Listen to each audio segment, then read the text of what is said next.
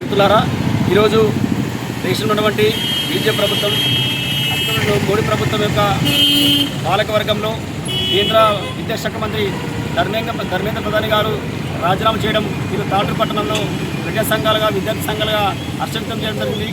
ఈరోజు భారతదేశంలో ఢిల్లీలో నడిపొండిన జంతర్ మంతర్ వద్ద గత నెల రోజుల నుండి విద్యార్థులు నీటి పేపర్ లీకేజ్ తోటి విద్యార్థులకు జీవితం చిలకబడిన కేంద్ర ప్రభుత్వమైన పూర్తిగా ఒత్తిడి తీసుకొచ్చి జంతర్ మంతర్ వద్ద అనేక రకాలుగా దఫదఫాలుగా నిరాదీక్షించడం జరిగింది.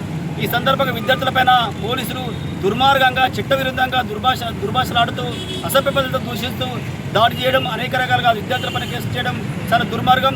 ఇప్పటికైనా బీజేపీ ప్రభుత్వం కానీ కేంద్ర ప్రభుత్వం కానీ పునరాలోచన చేయాలి. ఏదైతే ఈరోజు విద్యాశాఖ మంత్రి రాజీనామా చేయడం జరిగిందో ఇది పూర్తిగా విద్యార్థులకు విజయంగా భావిస్తూ ఉన్నాం.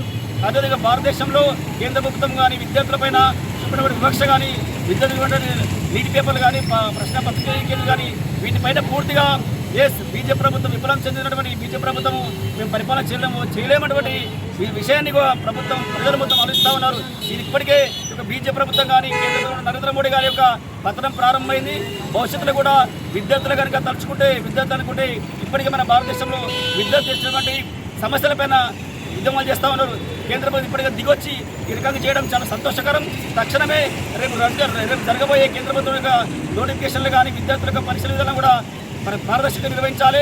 అదేవిధంగా కేంద్రంలో బీజేపీ ప్రభుత్వం తక్షణమే ఒక విద్యార్థులపై పెట్టిన కేసు ఎత్తులను డిమాండ్ చేస్తూ రాబోయే రోజులలో ఈ రకమైనటువంటి యొక్క ప్రజా పోటలపైన ఆందోళన చేయాలని తెలియజేస్తూ భవిష్యత్తులో కూడా విద్యార్థి సమస్యలపైన ప్రజా సంఘాలుగా ఉద్యమాలు చేస్తామని ఈ సందర్భంగా ప్రభుత్వం డిమాండ్ చేస్తా ఉన్నాం.